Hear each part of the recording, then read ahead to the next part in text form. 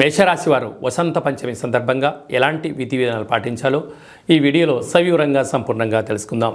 మేషరాశిలో ఏ నక్షత్రాలు వస్తాయనగా అశ్విని నక్షత్రంలోని 4 పాదాలు, భరణి నక్షత్రంలోని 4 పాదాలు, కృతికా నక్షత్రంలో 1 పాదం కలిపితే మేషరాశి.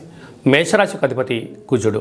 రాశిలోనే గురు సంచార స్థితి ఉండడం వలన విద్యా వినయ సంపన్నం అన్నట్లుగా విద్యకు, ఉద్యోగానికి, వ్యాపారానికి, విదేశాలకు, గజమాల సత్కారాలకు అన్నిటికీ అమ్మవారి యొక్క ఆశీస్సులు ఉండాలి కనుక వీలైనంత వరకు అమ్మవారికి తెలుపు వస్త్రాన్ని తెల్లటి పూల చేత పెరగన నైవేద్యంగా ఏర్పాటు చేసి భక్తులకు తెలుపు వస్త్రాలను మీరు ప్రసాదంగా పంచగలిగినట్లయితే గురు యోగ్యత శక్తి మీకు అద్భుతంగా కలుగుతుందని చెప్పి గమనించాలి.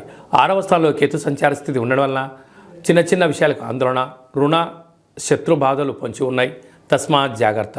భాగ్యస్థానంలో కుజశుక్ర సంచార స్థితి ఉండడం వలన భార్య పైన భర్త, భర్త పైన భార్య ప్రేమానురాగం అవసరం అని చెప్పి గుర్తుపెట్టుకోవాలి. చిన్న చిన్న విషయాలకు తగాదాలకు దూరంగా ఉండగలిగినట్లయితే 90% ప్రమాదాలను నివారించవచ్చు.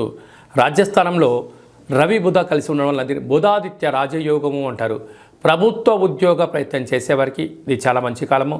ప్రభుత్వ ఉద్యోగంలో ఉండబడిన వారికి ప్రమోషన్స్ కానీ ఇంకో చోటికి ట్రాన్స్ఫర్స్ కానీ ప్రయత్నం చేసినట్లయితే మీకు పై అధికారులతో సత్సంబంధాలని మర్యాదపూర్వకంగా వినయంగా గౌరవంగా ఉండగలిగితే కాలమంతా మీకు శుభయోగమే అని చెప్పి గమనించాలి.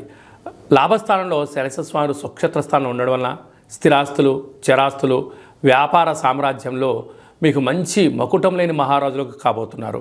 వ్యయంలో రాహు సంచార స్థితి ఉండడం వలన మీ జన్మ నక్షత్రం రోజున అష్టమి తిథుల ఎందున దూర వాయు జల ప్రయాణాలు పెట్టుకోకపోవడం ఉత్తమోత్తంగా భావించగలగాలి.